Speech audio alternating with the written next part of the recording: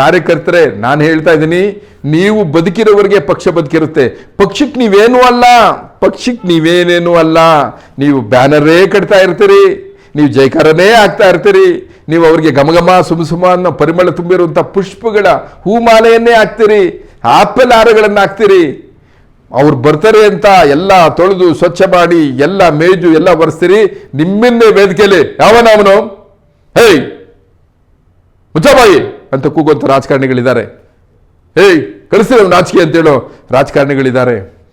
ನಿಮ್ಮನ್ನೇ ಹಾರ ಹಾಕಿದ್ರೆ ಹೇಯ್ ನಡೆಯ ಸೈಡ್ಗೆ ಅಂತ ತಳ್ಳುವಂಥ ರಾಜಕೀಯ ನಾಯಕರಿದ್ದಾರೆ. ಇವ್ರ ಮಧ್ಯದಲ್ಲಿ ನಾವ್ಯಾಕ್ರಿ ಹೋಗಿ ಇನ್ನೊಬ್ಬರ ಕೈಯಲ್ಲಿ ನಮ್ಮ ಸ್ವಾಭಿಮಾನಕ್ಕೆ ತಿನ್ನೋದು, ನಮ್ಮ ಸ್ವಾಭಿಮಾನಕ್ಕೆ ತೊಂದರೆ ಆಗುವಂಥ ಮಾತನ್ನ ಅವ್ರ ಹತ್ರ ಕೇಳಿಸ್ಕೊಳ್ಬೇಕು. ಇವತ್ತು ಸತ್ತವನ್ನ ಯಾವ ಧರ್ಮ, ಸಾಯಿಸಿದವನ್ನ ಯಾವ ಧರ್ಮ ಅನ್ನೋ ಕೀಳು ಮನೋಭಾವದ ಪ್ರಶ್ನೆ ನನ್ನಿಂದ ನಿರೀಕ್ಷೆ ಮಾಡಬೇಡಿ. ನಮಸ್ಕಾರ ಸ್ನೇಹಿತರೆ, ನಾನು ನಿಮ್ಮ ಪ್ರೀತಿಯ ರಾಜಧಾನಿ ಶ್ರೀನಿವಾಸ. ನೀವು ನೋಡ್ತಾ ಇದ್ದೀರಿ ರಾಜಧಾನಿ ಟಿವಿ. ಇವತ್ತು ಚಿಕ್ಕಮಗಳೂರಿನ ಕಡೂರಿನ ಸಕರಾಯ ಪಟ್ಟಣದಲ್ಲಿ ಒಬ್ಬ ಕಾಂಗ್ರೆಸ್ ಯುವಕನ ಕೊಲೆಯಾಗಿದೆ. ಕಾಂಗ್ರೆಸ್ ಕಾರ್ಯಕರ್ತ ಗಣೇಶ್ ಗೌಡ ಕೊಲೆಯಾದ ದುರ್ದೈವಿ. ಆತನಿಗೆ 4 ವರ್ಷದ ಸಣ್ಣ ಒಂದು ಹೆಣ್ಮಗು ಇರುವಂಥದ್ದು. ಅವನ ಕುಟುಂಬ ಕಾಂಗ್ರೆಸ್ನಲ್ಲಿ ಒಳ್ಳೆಯ ಹೆಸರನ್ನು ಗಳಿಸ್ಕೊಂಡಿರುವಂಥವನು, ಸಕ್ರಿಯ ಕಾರ್ಯಕರ್ತ. ಅಂಥ ವ್ಯಕ್ತಿಯನ್ನು ಒಂದು ದತ್ತ ಜಯಂತಿಯ ಒಂದು ಬ್ಯಾನರ್ನ ತೆರವಿನ ವಿಚಾರದಲ್ಲಿ ಅಲ್ಲೊಂದು ಗಲಾಟೆ ನಡೆದಿದ್ದು. ಈ ಒಂದು ಕೊಲೆ ಆರೋಪದ ಮೇಲೆ ಈಗಾಗಲೇ ಕೆಲವರನ್ನ ಬಂಧಿಸಿದ್ದಾರೆ. ಬಂಧಿಸಿರೋರನ್ನ ಬಜರಂಗ ದಳದ ಕಾರ್ಯಕರ್ತರು ಅಂತ ಕೂಡ ಹೇಳಲಾಗ್ತಾ ಇದೆ.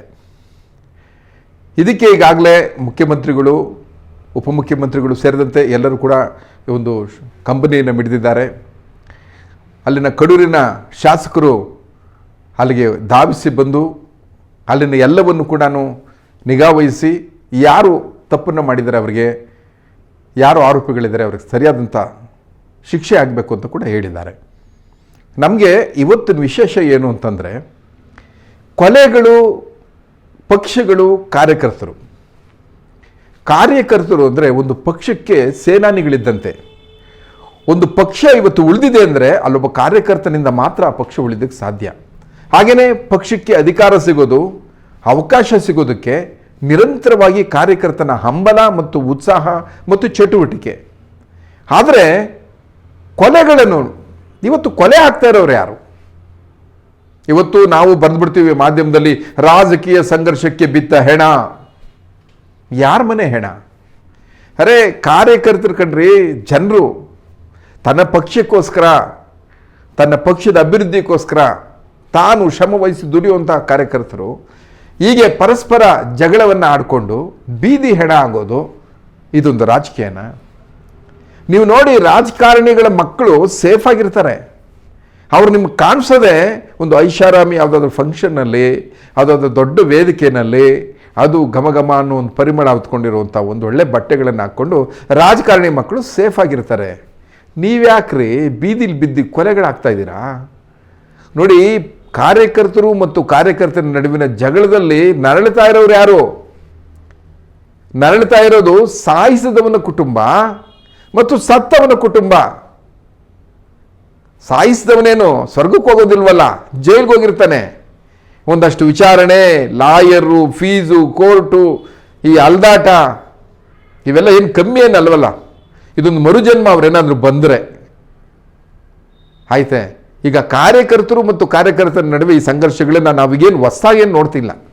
ಈ ಹಿಂದೆ ಕೂಡ ಬಹಳ ಸಂಘರ್ಷಗಳಲ್ಲಿ ಬಹಳ ಜನ ಕಾರ್ಯಕರ್ತರು ಪರಸ್ಪರ ಹೊಡೆದಾಡ್ಕೊಂಡಿರೋದನ್ನು ನಾವು ಶಿವಮೊಗ್ಗ, ಕರಾವಳಿ ಭಾಗದಲ್ಲಿ, ಮೈಸೂರಿನ ಭಾಗದಲ್ಲಿ ಕೇಳಿದ್ದೇವೆ. ಇವತ್ತು ಸತ್ತವನ್ನ ಯಾವ ಧರ್ಮ, ಸಾಯಿಸಿದವನ್ನ ಯಾವ ಧರ್ಮ ಅನ್ನೋ ಕೀಳು ಮನೋಭಾವದ ಪ್ರಶ್ನೆ ನನ್ನಿಂದ ನಿರೀಕ್ಷೆ ಮಾಡಬೇಡಿ. ಬದುಕಿನ ಅಂತ್ಯ ದುರಂತವಾಗಬಾರ್ದು, ಸುಖಾಂತ್ಯವಾಗಬೇಕು. ಸಮಾಜ ಯಾವ ದಿಕ್ಕಿಗೆ ಹೋಗ್ತಾ ಇದೆ? ಬರೀ ಕೊಲೆ, ಸುಲಿಗೆ, ಮೋಸ, ವಂಚನೆ, ಅತ್ಯಾಚಾರಗಳು ಏನಾಗಿದೆ ನಮ್ಮ ಸಮಾಜಕ್ಕೆ? ಯಾವಾಗ ಬದಲಾವಣೆ ಆಗ್ತಾರೆ ನಮ್ಮ ಜನ? ಗಣೇಶ್ ಗೌಡ್ರೆ ಬಂದರು, ಬ್ಯಾನರ್ ವಿಷಯದಲ್ಲಿ ಇಲ್ಲದೇ ಇರುವಂಥ ಗಲಾಟೆಯನ್ನು ಮಾಡಿದ್ರು. ಆಮೇಲೆ ಒಂದು 4-8 ಜನನ ಕರ್ಕೊಂಬಂದರು, ಹೊಡೆದಾಡಿದ್ರು. ಆಮೇಲೆ ಇವೆಲ್ಲ ಆಯಿತು, ಅವರೇ ಕಾರಣ ಅಂತ ಅವ್ರ ಮೇಲೂ ಕೂಡ ಕಂಪ್ಲೇಂಟ್ ಕೊಟ್ಟಿದ್ದಾರೆ. ಇದು ಪರಸ್ಪರ ಜಗಳಗಳಾಗಿರೋದು, ಅದರಿಂದ ಒಬ್ಬರು ತೀರೋಗಿದ್ದಾರೆ ಅಂತಲೇ ಇವತ್ತು ಬರ್ತಾ ಇರೋದು ರಿಪೋರ್ಟು. ಆದರೆ ಅಲ್ಲಿನ ದ್ವೇಷ, ಕೋಪ, ಅಲ್ಲಿನ ಸ್ಥಳೀಯ ಸಂದರ್ಭದ ಸಂಘರ್ಷಕ್ಕೆ ಯಾವುದೋ ಒಂದು ಸಂಘಟನೆ ಹೇಳ್ಕೊಂಬರೋದು ಇದೆಯಲ್ಲ, ಇದು ಕೂಡ ಯಾಕೋ ಸರಿಯಲ್ಲ ಅನಿಸುತ್ತೆ. ಅದು ಯಾರೇ ಆಗಿರಲಿ. ಆದರೆ ಆ ಸಂಘಟನೆಯಲ್ಲಿ ಇದ್ದವರು ಸ್ವಲ್ಪ ಶಾಂತಿ, ಸಂಯಮ ಇವುಗಳಿಗಾದರೂ ಮನಸ್ಸನ್ನು ಕೊಡ್ಬೋದಾಗಿತ್ತಲ್ಲ. ಈ ಪ್ರಶ್ನೆಯೂ ಕೂಡ ಇಲ್ಲೇ ಬರುತ್ತೆ. ಯಾರಾದರೂ ಒಬ್ಬರು ಬೇರೆಯವರು ಸಾಯಿಸ್ಬಿಟ್ರೆ ಅವರನ್ನು ಯಾವುದೋ ಒಂದು ಉಗ್ರಗಾಮಿಗಳು, ಚಟುವಟಿಕೆಗಳು ಅಂತೆಲ್ಲ ಮಾತಾಡ್ತೀವಿ ನಾವು. ಅವರು ಹಿಂಸೆ ಮಾಡೋದಕ್ಕೆ ಬಂದವರೇ ಅಂತ ಅನ್ಕೊಂಡ್ಬಿಡ್ತೀವಿ ನಾವು. ಇವಾಗ ಯಾಕೆ ಹೇಳೋಕ್ಕಾಗತ್ತೆ? ಇದು ಮನುಷ್ಯತ್ವದಿಂದ ಯೋಚನೆ ಮಾಡಬೇಕು, ಮಾನವೀಯತೆಯಿಂದ ಇದನ್ನು ಅಳೆಯಬೇಕು. ದಯಮಾಡಿ ಕಾರ್ಯಕರ್ತರೇ, ನಾನು ಹೇಳ್ತಾ ಇದ್ದೀನಿ, ನೀವು ಬದುಕಿರೋವರೆಗೆ ಪಕ್ಷ ಬದುಕಿರುತ್ತೆ. ಪಕ್ಷಕ್ಕೆ ನೀವೇನೂ ಅಲ್ಲ, ಪಕ್ಷಕ್ಕೆ ನೀವೇನೇನೂ ಅಲ್ಲ. ನೀವು ಬ್ಯಾನರೇ ಕಟ್ತಾ ಇರ್ತೀರಿ, ನೀವು ಜೈಕಾರನೇ ಆಗ್ತಾ ಇರ್ತೀರಿ, ನೀವು ಅವರಿಗೆ ಘಮಘಮ ಸುಮ ಅನ್ನೋ ಪರಿಮಳ ತುಂಬಿರುವಂಥ ಪುಷ್ಪಗಳ ಹೂಮಾಲೆಯನ್ನೇ ಹಾಕ್ತೀರಿ, ಆಪಲ್ ಹಾರಗಳನ್ನು ಹಾಕ್ತೀರಿ.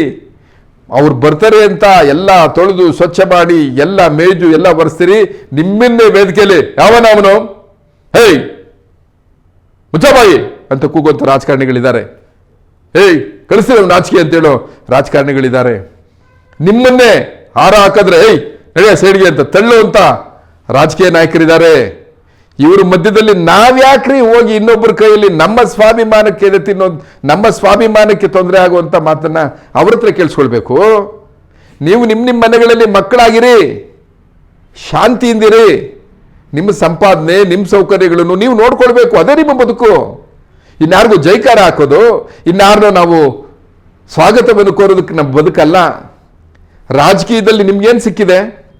ಇವತ್ತು ಗಣೇಶ್ ಗೌಡ್ರಿಗೆ ಒಂದು ಪಂಚಾಯತಿ ಅಧ್ಯಕ್ಷರ, ಮುಂದಕ್ಕೆ ಅವ್ರಿಗೊಂದು MLA ಟಿಕೆಟ್ ಕೊಡ್ತಾರಾ? ಪಾರ್ಟಿಗೆ ಫಂಡ್ ಕೊಟ್ಟಿಲ್ಲ ಅಂದ್ರು ಬಿ ಫಾರಂ ಕೊಡ್ತಾರಾ? ಬಿ ಫಾರಂ ಸಿಕ್ಕಿದ ಮೇಲೆ ಹಣ ಖರ್ಚು ಮಾಡದೇ ಇದ್ರೆ ನೀವು ಗೆಲ್ತೀರಾ? ಅದಕ್ಕೂ ನಿಮ್ಮನ್ನೇ ಕಟ್ತಾರಾ? ಯಾರು ಏನು ಉಚಿತವಾಗಿ ಏನು ಕೊಡೋದಿಲ್ವಲ್ಲ.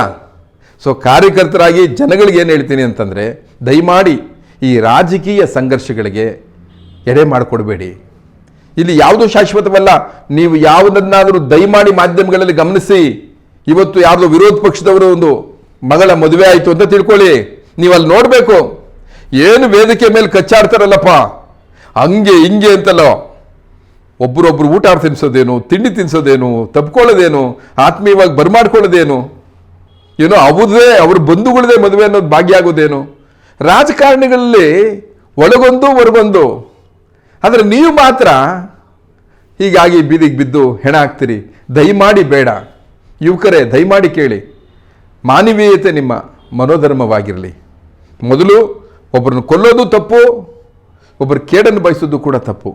ಹಾಗಾಗಿ ಯಾವುದೇ ರಾಜಕೀಯ ಅಪೇಕ್ಷೆ ನಿಮಗಿರಲಿ, ರಾಜಕೀಯ ಬೇಕು. ನಿಜವಾಗೂ ಬಡವರಿಗೆ, ಒಂದು ಮಧ್ಯಮ ಕುಟುಂಬದವರಿಗೆ, ಯುವಕರಿಗೆ ರಾಜಕೀಯ ನಿಜವಾಗೂ ಬೇಕು. ಅವರೇ ನಮ್ಮ ನಾಡಿನ ಮುಂದಿನ ಆಲೋಚನೆಯನ್ನು ಕೊಡುವಂಥ ಶಕ್ತಿ ಇರೋರು. ಇವತ್ತು ನೋಡಿ, ಬರೀ ರಾಜಕೀಯದಲ್ಲಿ ಬರೀ ಕುಟುಂಬದ ರಾಜಕಾರಣ, ಹಣ ಇರೋವನಿಗೆ ಟಿಕೆಟು, ಸಿರಿವಂತರ ಮನೆಗೆ ಸೌಕರ್ಯ, ಎಲ್ಲೂ ಬಡವರು ಮಧ್ಯಮ ವರ್ಗದವರು ಮತದಾನನ ಕೇಳೋಂಗೇ ಇಲ್ಲ, ಎಲೆಕ್ಷನ್ನಲ್ಲಿ ಭಾಗವಹಿಸೋಂಗೇ ಇಲ್ಲ. ಅಂಥದ್ರಲ್ಲಿ ಯಾಕಪ್ಪ ಬಡವರ ಮನೆ ಮಕ್ಕಳು ಹೋಗಿ ಸುಮ್ಮನೆ ಯಾರೋ ಉಪ್ಸಿದ್ರು, 4 ಜನ ಇವನ ಜೊತೆಯಲ್ಲಿದ್ದಾರೆ ಅಂದ ತಕ್ಷಣ ನಮಗೆ ನಾನು ನಿನಗಿದ್ದೀನಿ ಹೋಗಪ್ಪ ಅಂಥೇಳಿ ಎದೆ ಉಪ್ಸಿದ ತಕ್ಷಣ ನೀವು ಎದೆ ಉಪ್ಪಿಸ್ಕೊಂಡು ಹೋಗಿ ಇನ್ನೊಬ್ಬರ ಹತ್ರ ಗುದ್ದಾಡಿ ಸಾಯುವಂಥದ್ದು ಯಾಕೆ? ದಯಮಾಡಿ ಬೇಡ. ಇವತ್ತು ಗಣೇಶ್ ಗೌಡರು ತೀರೋಗಿದ್ದಾರೆ, ನಾಳೆ ಇನ್ನೊಬ್ರು ಯಾರೋ ತೀರೋಗ್ತಾರೆ. ಇದು ದ್ವೇಷ, ಕೊಲೆಗಳನ್ನು ಇನ್ನಷ್ಟು ಜಾಸ್ತಿ ಮಾಡುವಂಥದ್ದು, ಕದಡುವಂಥದ್ದು ಶಾಂತಿಯನ್ನು, ಇವೆಲ್ಲ ನಿಲ್ಲಿಸೋಣ. ನಾವೆಲ್ಲ ಒಂದು ನಾಡಿನ ಜನ, ನಾವೆಲ್ಲ ಈ ಸಮಾಜದ ಸಹೋದರರು. ಯಾರಿಗೇ ಮನೆಗೆ ನೋವಾದರೂ, ಯಾರದೇ ಮನಸ್ಸಿಗೆ ನೋವಾದರೂ ಅದು ನಮ್ಮ ನೋವು ಅಂತ ತಿಳ್ಕೊಳ್ಳುವಷ್ಟು ಸಂವೇದನೆ ನೀವು ಇಟ್ಕೊಳ್ಬೇಕು. ಇಲ್ಲದೆ ಹೋದರೆ ಇನ್ನಷ್ಟು ಕಷ್ಟ ಆಗುತ್ತೆ ಅಂತ ಹೇಳ್ತಾ, ಈ ಒಂದು ಗಣೇಶ್ ಗೌಡನ ಕೊಲೆಯ ಪ್ರಕರಣದಲ್ಲಿ ಅದು ಯಾರೇ ಇರಲಿ, ಅದು ಯಾವುದೇ ಸಂಘಟನೆ ಆಗಿರಲಿ, ಯಾರು ತಪ್ಪು ಮಾಡಿದ್ದಾರೆ ಅವರಿಗೆ ಶಿಕ್ಷೆ ಆಗಲೇಬೇಕು. ಇಲ್ಲಿ ಜಾತಿ ಮತ ಭೇದ ಅನ್ನೋದು ಆರೋಪ ಅಪವಾದಕ್ಕಿಲ್ಲ. ತಪ್ಪು ಮಾಡಿದ್ದಾನೆ ಅಂದರೆ ಅವನಿಗೆ ಕಡ್ಡಾಯವಾಗಿ ಶಿಕ್ಷೆ ಆಗಲೇಬೇಕು ಅನ್ನೋದು. ಇನ್ನಷ್ಟು ವಿಷಯಗಳ ಜೊತೆ ನಾನು ಮತ್ತೆ ಸಿಗ್ತೀನಿ. ನೋಡ್ತಾ ಇರಿ. ನಮಸ್ಕಾರ. ರಾಜದಾರಿ ಟಿವಿ, ಅಡೆತಡೆ ಇಲ್ಲದ ಪ್ರಜಾದಾರಿ.